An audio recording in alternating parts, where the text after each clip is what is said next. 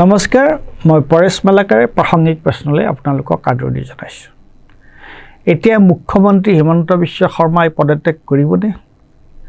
গৌৰৱ গগৈৰ ঘৈণীয়েক এলিজাবেথে এসময়ত আন্তঃৰাষ্ট্ৰীয় বেচৰকাৰী সংস্থা এটাৰ হৈ পাকিস্তানত কিছুদিন চাকৰি কৰিছিল। তাৰ বাবেই গৌৰৱ গগৈক পাকিস্তানী এজেণ্ট খজাবলৈ মুখ্যমন্ত্ৰী হিমন্ত বিশ্ব শৰ্মা উঠি পৰি লাগিছিল। সকলোৱে কৈছিল গৌৰৱ গগৈ যদি সঁচাকৈ পাকিস্তানৰ এজেণ্ট তেনেহ'লে এইবোৰ হুলস্থুল কৰি থকাৰ সলনি তেওঁৰ বিৰুদ্ধে ব্যৱস্থা নলয় কিয়? তেতিয়া হিমন্ত বিশ্ব চৰকাৰে এটা SIT গঠন কৰিছিল। কালি 10 ছেপ্টেম্বৰৰ দিনা SIT প্ৰতিবেদন দিয়াৰ কথা আছিল আৰু তাৰ পিছতে গৌৰৱ গগৈৰ বিৰুদ্ধে চৰকাৰে ব্যৱস্থা ল'ব বুলি ইমান দিনে মুখ্যমন্ত্ৰী হিমন্ত বিশ্ব শৰ্মা আৰু তেওঁৰ সাংগপাংগসকলে প্ৰচাৰ চলাই আছিল। আমিও অধীৰ আগ্ৰহেৰে ৰৈ আছিলোঁ হিমন্ত বিশ্ব শৰ্মাৰ অসম আৰক্ষীৰ গৌৰৱ গগৈৰ বিৰুদ্ধে অনা মহা অভিযোগৰ বিষয়ে জানিবলৈ। কালি এসময়ত কোৱা হ'ল যে সন্ধিয়া 6 বজাৰ পিছতহে SIT ৰিপৰ্ট দিয়া হ'ব মুখ্যমন্ত্ৰীক। আমিও ভাবিলোঁ ইমান মাহ ৰৈছোঁ যিহেতু আৰু কেইঘণ্টামান সময় নৰওঁ কিয়। গতিকে কালি 6 বজাৰ আগলৈকে মই এই বিষয়ে একো নোকোৱাৰ সিদ্ধান্ত লৈছিলোঁ। কিন্তু ইতিমধ্যে মুখ্যমন্ত্ৰীৰ কথাৰ সুৰ সলনি হ'বলৈ ধৰিলে। হিমন্ত বিশ্ব শৰ্মাই কালি কি কৈছিল শুনকচোন। ভাবিছে যে প্ৰতিবেদন দিব, মই এখন সাংবাদিক মাল কৰি এখন চিনেমা কৰিম, আপোনালোকে ৰাতি টিভিত ডিবেট কৰিব, টক শ্ব' পাতিব। চৰকাৰ তেনেকে নচলে, চৰকাৰ গাম্ভীৰ্যতাৰে চলে, চৰকাৰ এটা প্ৰক্ৰিয়াৰ মাজেৰে চলে। আৰু এইটো যিহেতু বহুত ডাঙৰ গোচৰ এটা, আমি গোচৰটোত যাতে কোনো পৰ্যায়তে তাক আমি এটা আকাংক্ষিত লক্ষ্যলৈ লৈ যাব পাৰোঁ, সেইকাৰণে আমি তাক প্ৰক্ৰিয়াৰ মাজেৰে আমি আগবাঢ়ি যাম। ইয়াতে আমি ৰিপৰ্ট এটা দিলে, মই গুৱাহাটীত সাংবাদিকসকলক মাতি ল'লোঁ, তাতে আপোনালোকৰ আগত প্ৰমাণখিনি দিলোঁ। এটা টক শ্ব' হ'ল গধূলি, প্ৰশান্ত ৰাজগুৰু বহি গ'ল, অমুক বহি গ'ল। এই ধৰণৰ পৰিৱেশ এটাৰ কাৰণে আমি তদন্ত কৰা নাই।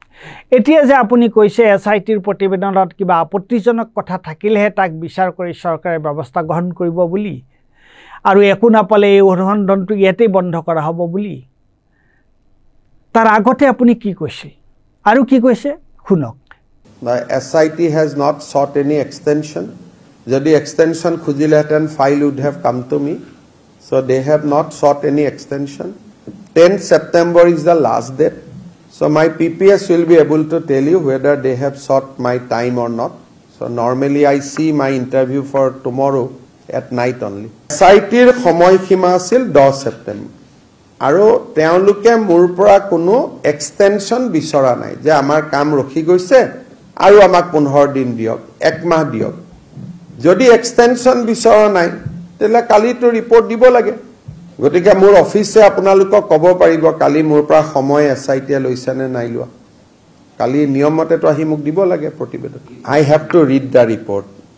Suppose in read certain serious issue is there. So immediately it will be processed. Means I have seen the report, nothing is there, I will close it. So first I have to see the report.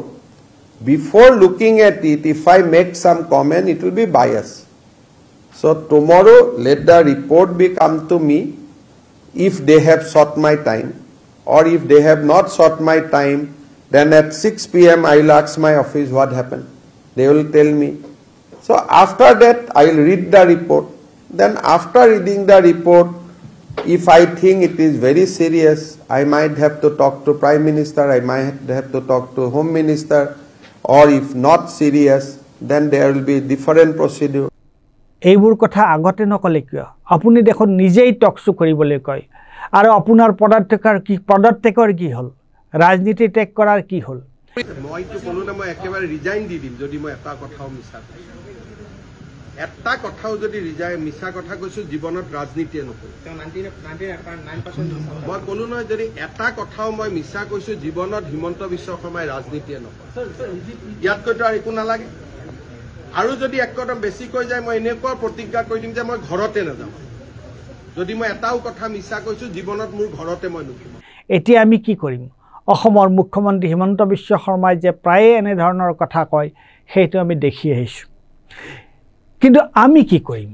আমি তেখেতে কোৱা কথা গুৰুত্ব সহকাৰে ল'ম নে অৱজ্ঞা কৰিম হিমন্ত বিশ্ব শৰ্মা যদি অসমৰ মুখ্যমন্ত্ৰী নহ'লহেঁতেন আমি তেওঁৰ কথা অৱজ্ঞা কৰিলোহেঁতেন তাত কোনো গুৰুত্ব নিদিলোহেঁতেন কিন্তু তেওঁ হ'ল অসমৰ মুখ্যমন্ত্ৰী হয় তেওঁৰ মতামতৰ লগত যদি অসম চৰকাৰৰ প্ৰশাসন যন্ত্ৰৰ কোনো সম্পৰ্ক নাথাকিলহেঁতেন আমি তাত কোনো গুৰুত্ব নিদিলোহেঁতেন কিন্তু তেওঁৰ মতামত কেৱল ব্যক্তিগত মতামত নহয় তাৰ লগত চৰকাৰৰ সম্পৰ্ক আছে তাৰ লগত চৰকাৰী টকা পইচা আৰু চৰকাৰী কৰ্মচাৰীৰ সময় খৰচৰ কথা আছে য'ত আমাৰ সকলোৰে এটা অংশ আছে চৰকাৰখন চলাইছে হিমন্ত বিশ্ব শৰ্মাই কিন্তু চৰকাৰখন তেওঁৰ নিজৰ ব্যক্তিগত সম্পত্তি নহয় তাত আমাৰ সকলোৰে এটা ভাগ আছে গতিকে অসমৰ মুখ্যমন্ত্ৰী হিমন্ত বিশ্ব শৰ্মাই গৌৰৱ গগৈৰ বিৰুদ্ধে কৰা এই অপপ্ৰচাৰ সন্দৰ্ভত আমি কেনেদৰে প্ৰতিক্ৰিয়া প্ৰকাশ কৰিম ভাৰতীয় জনতা পাৰ্টিৰ এটা চৰিত্ৰ হ'ল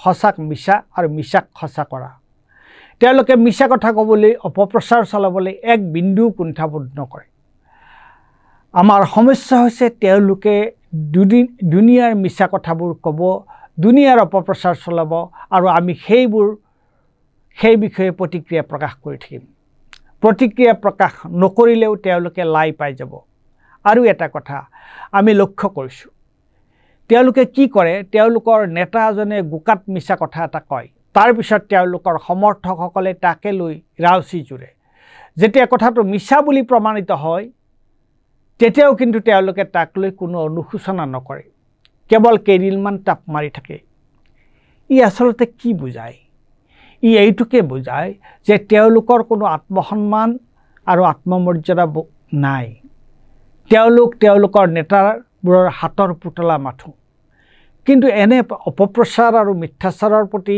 স্বাধীন নাগৰিক এজনে কেনেদৰে প্ৰতিক্ৰিয়া প্ৰকাশ কৰা উচিত ৰাজ্য প্ৰশাসনৰ মুৰব্বী এজনে বা সাংবিধানিক পদবীত থকা যিকোনো গুৰুত্বপূৰ্ণ লোক এজনে যেতিয়া এনে মিথ্যাচাৰ আৰু কাণ্ডজ্ঞানহীন মন্তব্য দিয়ে তেওঁ কেৱল তেওঁৰ পদমৰ্যাদাৰে হানি নকৰে নাগৰিক হিচাপে তেওঁ আমাকো অপমান কৰে অসন্মান কৰে সেইকাৰণে আমি এনে মিথ্যাচাৰ আৰু অপপ্ৰচাৰৰ ৰাজহুৱাকৈ বিৰোধিতা কৰিব লাগে তাৰ নিন্দা কৰিব লাগে কংগ্ৰেছ বা বিৰোধী ৰাজনৈতিক দলবোৰে এই ক্ষেত্ৰত কি প্ৰতিক্ৰিয়া প্ৰকাশ কৰে সেইটো তেওঁলোকৰ নিজৰ কথা কিন্তু আমি নাগৰিকসকলে এই ধৰণৰ অপপ্ৰচাৰ সহজভাৱে লোৱা অনুচিত সাংবিধানিক পদবীত থকা লোকৰ এই আচৰণ অৱশ্যেই আমাৰ সময়ৰ এক পৰিহাস আপোনালোকে চাই থাকিব সত্য আৰু ৰাইজৰ পক্ষে থকা নৰ্থ ইষ্ট নাও